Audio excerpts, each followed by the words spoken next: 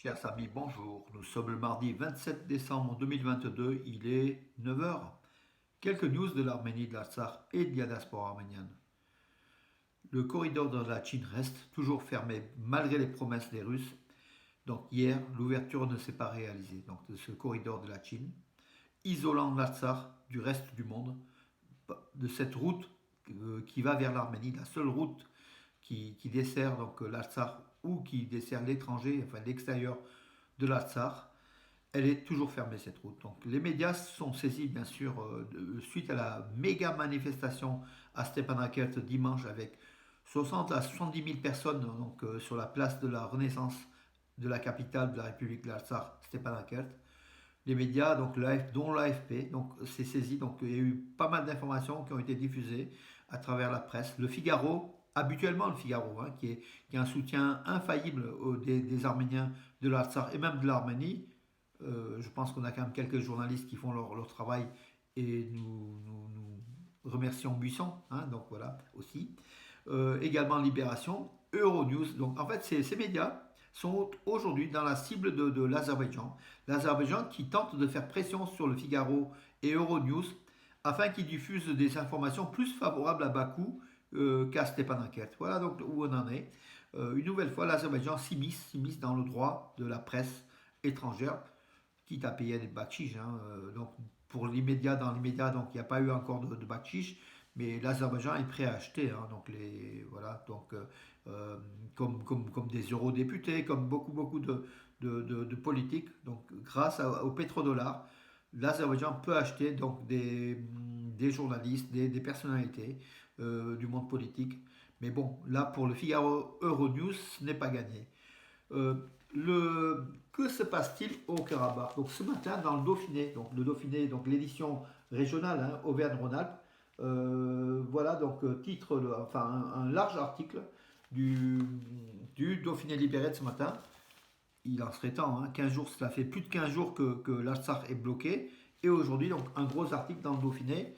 D'ailleurs, regardez l'Azerbaïdjan. Donc en fait, non, le Haut-Karabakh, c'est pas l'Azerbaïdjan. Donc là, le titre, c'est peut-être une volonté aussi de la part des journaux de ne pas s'immiscer, de ne pas prendre parti pour les Arméniens qui sont pourtant agressés. Voilà, donc en citant l'Azerbaïdjan, c'est la carte politique aujourd'hui de l'Artsakh qui est au sein de l'Azerbaïdjan, même si elle est autoproclamée en république donc indépendante, la République de l'Artsakh, mais les journaux ne prennent pas le risque.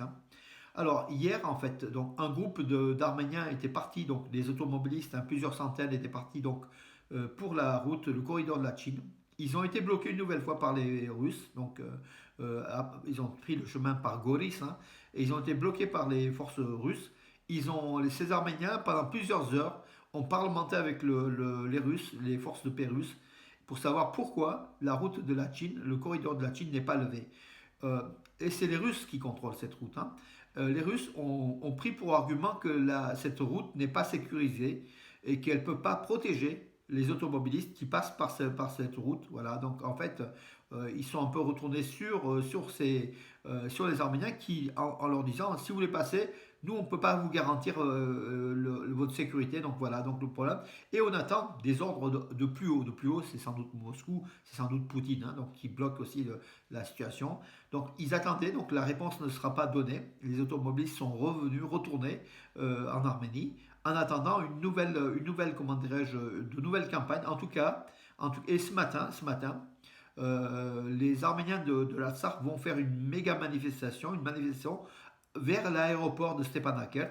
L'aéroport pourrait aussi être un débouché de l'Artsakh qui est aujourd'hui assiégé par les Azéris. Voilà, donc ils vont aussi faire une manif donc sur cet aéroport de Stepanakert tout neuf qui n'a pas encore servi pour cause de risque par l'Azerbaïdjan d'abattre des avions même civils. Voilà, donc la situation se complique encore plus.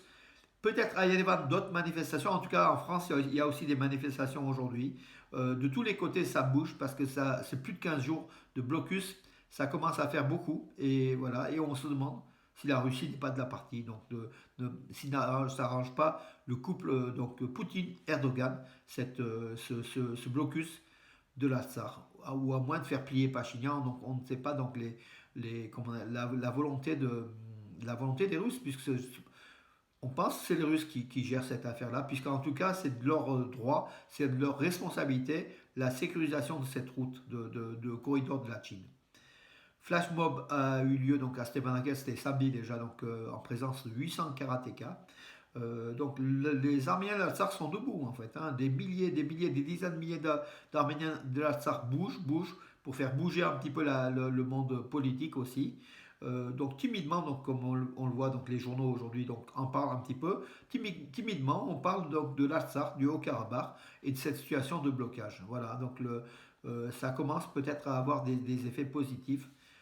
On verra dans les jours qui viennent. En tout cas, aujourd'hui, ce matin, le corridor de la Chine reste toujours bloqué, encore une fois.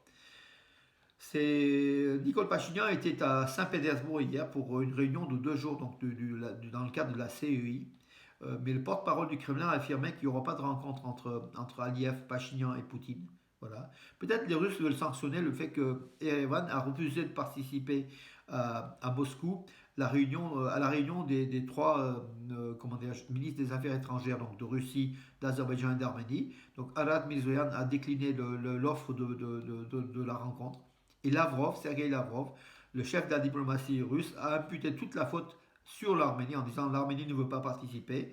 Voilà, donc c'est très très simple, hein. Donc la Russie, elle est très très simple à agir de cette façon-là. Au lieu de soutenir l'Arménie, aujourd'hui, elle réprimande l'Arménie de ne pas obéir au dictat russe, voilà, tout simplement. Alors que la Russie a les mains liées sans doute dans cette affaire du corridor de la Chine, hein, et on en a de plus en plus la conviction. En Arménie, un nouveau ministre de la Justice, donc Grigor Minassian, voilà, donc on verra donc aussi, c'est vrai que ça change quand même pas mal souvent.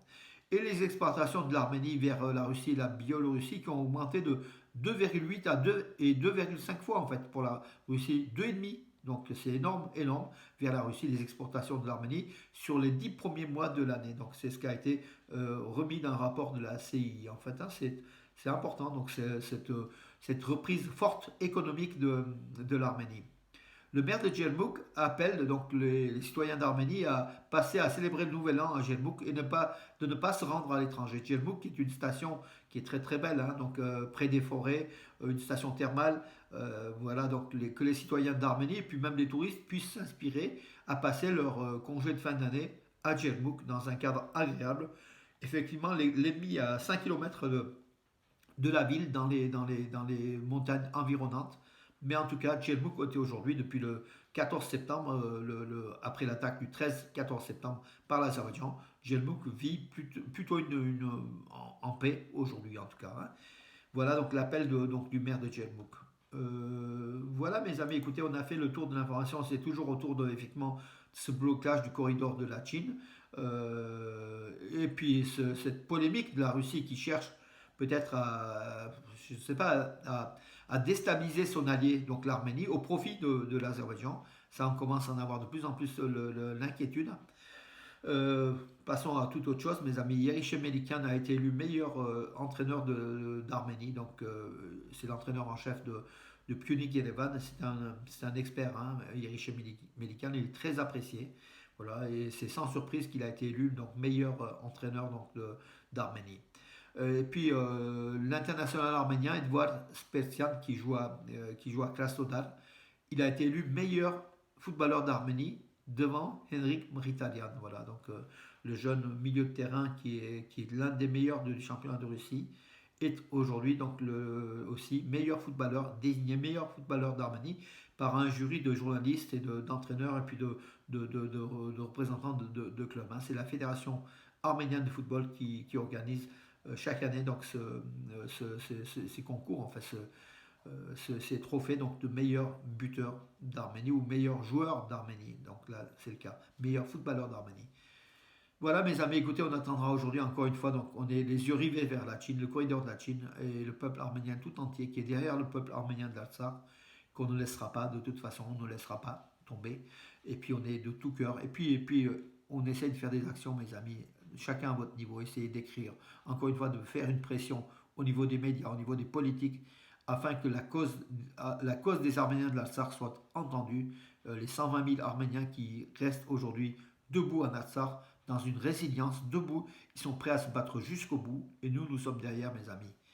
Bonne journée et à demain.